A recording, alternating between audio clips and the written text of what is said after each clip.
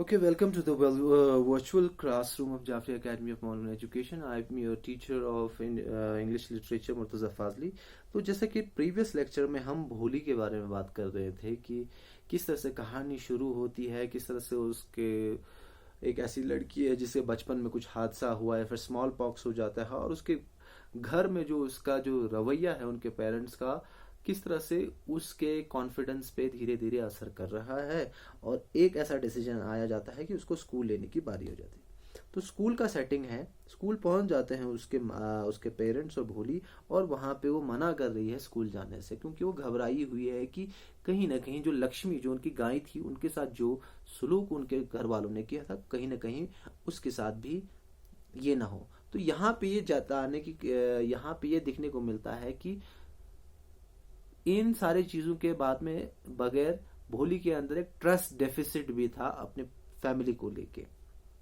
Now नए कपड़े कभी भी भोली के लिए सिलाए नहीं गए थे। अपने बहनों के जो पुराने कपड़े थे वो भोली को पास करके दिए जाते थे और वही वो पहनती थी। किसी को भी ये परवाह नहीं थी कि भोली के कपड़े धोए जाए या उसको साफ सफाई किए जाते। मगर आज भोली के लिए एक बहुत ही लकी डे है। क्यों? क्योंकि उसके कपड़ों को साफ किया गया है। ठीक है। और ये जो कपड़ा जो है दिखने में काफी छोटा था क्योंकि बार बार धो के सिकुड़ गया, और ये ओरिजिनल ये कपड़ा जो था ड्रेस था ये चंपा का था, उसकी बहन का था। और उसको नहलाया भी गया और उसके बालों में तेल भी लगाया गया और उसके बालों को कंघा भी किया गया था। Only then did she begin to take better than her home. और फिर उसके बाद उसको स्कूल से वहां पे लिया गया था और पहली बार वो जिस तरह से घर में दिखती थी उससे काफी अच्छी दिखने लगी। जब वो स्कूल पहुंचे तो जो बच्चे थे वो ऑलरेडी क्लासरूम में पहुंचे हुए थे। रामलाल ने क्या किया? रामलाल ने अपने बेटे का हाथ जो है वो मिस्ट्रेस के हाथ में दिया। ठीक है। और हेड मिस्ट्रेस के हाथ में दिया, यानी कि स्कूल की जो प्रिंसिपल है, और उस बेचारी सी लड़की को वहीं पे छोड़ के गए जो कि और उस टाइम पे जो उस लड़की की आंखों में बहुत ज्यादा दहशत और बहुत ज्यादा मायूसी नजर आ रही थी। वहां बहुत सारे कमरे थे और उन कमरों में उन चटाई के ऊपर बहुत सारी लड़कियां पढ़ रही थी अपनी किताबें लेके। तो ये हेड मिस्ट्रेस है, जो ये टीचर है, ये भोली के सामने आई। भोली को कहा कि आप उस कोने में जाके बैठ जाइए क्लासरूम के उस कोने में। भोली को नहीं मालूम था कि एक स्कूल एग्जैक्टली होता क्या है और वहां पे किया क्या जाता था, मगर उसे ये खुशी थी कि वहां बहुत सारी लड़कियां थी और वो सारी लड़कियां उसी की हम उम्र थी, एक ही उम्र की थी। उसे ये लगा कि जो ये इनमें से एक लड़की, कोई लड़की क्या बन जाए, इसकी दोस्त बन जाए। The lady teacher who was in the class was saying something to the girls but Bholi couldn't understand nothing. तो लेडी टीचर जो पढ़ाने वाली क्लास में जो टीचर थी वो कुछ कहना चाहती थी बट भोली को कुछ समझ नहीं आ रहा था। She looked at the pictures on the walls. दीवारों पे कुछ पिक्चर टंगे हुए थे, वो उसे देख रही थी और उस पे जो रंग था वो उसे काफी फैसिनेट कर रहा था। और जो उस पेंटिंग में क्या था, एक घोड़ा था जिसका रंग ब्राउन कलर का था। वो ऐसा ही घोड़ा था जैसा तहसीलदार साहब के पास था, जो कि अक्सर उस घोड़े पे गांव आया करते थे। और उसके अंदर पेंटिंग के अंदर एक बकरी थी जो कि ब्लैक कलर की थी। और उसे लगा कि ये बकरी कौन सी बकरी है, कि उनके जो हमसाये में एक बकरी है उसके जैसे नजर आ रही थी। और उस पेंटिंग में एक पैरेट थी जो ग्रीन कलर का था, और इस पैरेट को भी उसने और मैंगो के बाग में देखा था, आम के ऑर्चर्ड्स में। और वहां पे एक गाय थी जो उसे लगा कि लक्ष्मी जैसी है। और अचानक से फिर क्या हुआ कि भोली ने देखा कि जो टीचर है वो उसके सामने बैठी हुई है और मुस्कुरा के उसे देख रही है। तो उन्होंने पूछा कि व्हाट्स योर, आपका नाम क्या है छोटी लड़की? तो वो भो भो भो करके स्टैमर कर रही है। तो ये था कि उसकी आंखों से आंसू बहने लगे और वो अपने आप को बहुत हेल्पलेस महसूस करने लगी। उसने अपना सर नीचे किया और एक कॉर्नर में जाके बैठ गई और उसकी हिम्मत नहीं हो रही थी लड़कियों की तरफ देखने की। उसे ये मालूम था कि सभी उसे देखकर क्या कर रहे थे, हंस रहे थे। जूं ही स्कूल रिंग बेल होता है तो वहाँ क्या होता है कि सारे जो बच्चियां हैं, लड़कियां हैं, क्लासरूम से भाग भाग के निकलते हैं, जो नॉर्मली एक स्कूल का एक सीन है जिसे आप भी रिलेट कर सकते हैं। पर भोली ने हिम्मत नहीं की अपने कोने से निकलने की। उसका सर अभी भी नीचे था और वो अपने आप में रो रही थी। भोली, एक बिल्कुल ही प्यारी सी आवाज में, एक बिल्कुल ही सॉफ्ट आवाज ने किसी ने उसका नाम पुकारा। जिंदगी में पहली बार किसी ने उसको इतनी शफकत और इतनी मोहब्बत और इतनी प्यार से बुलाया था और उसने इसके दिल पे असर किया। तो उसने क्या कहा, टीचर ने, बेटा उठो। ये कमांड नहीं था, ये हुक्म नहीं था, बट ये मशवरा था, एक फ्रेंडली एक मशवरा था कि बेटा भोली आप उठिए, आप मुझे अपना नाम बताएं। भोली के पूरे जिस्म से पसीने छूट रहे हैं और वो उसका अंदर एक डर हो रहा है कि वो फिर से दोबारा स्टैमर ना करे और जिस स्टैमरिंग की वजह से उसे शर्मिंदा ना होना पड़े। मगर इस नेक खातून के लिए उसने हिम्मत करने की कोशिश की और बहुत ही प्यारी सी आवाज में शेर सच, और उसे मालूम था कि एक बहुत ही शफकत वाली आवाज में उसने उसे पुकारा और उसे मालूम था कि शायद वो उस पर नहीं हंसेगी। तो वो हकलाते हुए क्या करने लगी, भो भो भो भो। तो उसकी टीचर ने उसको इनकरेज किया, शाबाश शाबाश, बताओ अपने पूरे नाम के साथ बताओ, अपना नाम बताओ। तो फिर और भो भो भो भो और फाइनली वो भोली कह पाई। तो ये कहते ही उसे एक बहुत ही एक रिलीफ मिल गया उसे, और उसे एक लगा कि जिंदगी में उसने बहुत बड़ा अचीवमेंट किया।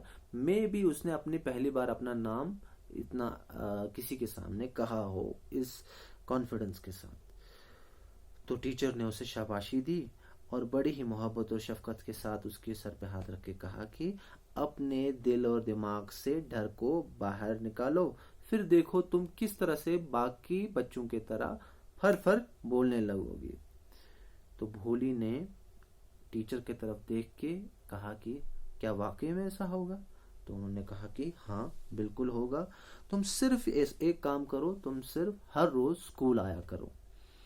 क्या तुम आओगे बेटा? तो भोली सर हिला के कहने लगी कि सर हिलाने लगी।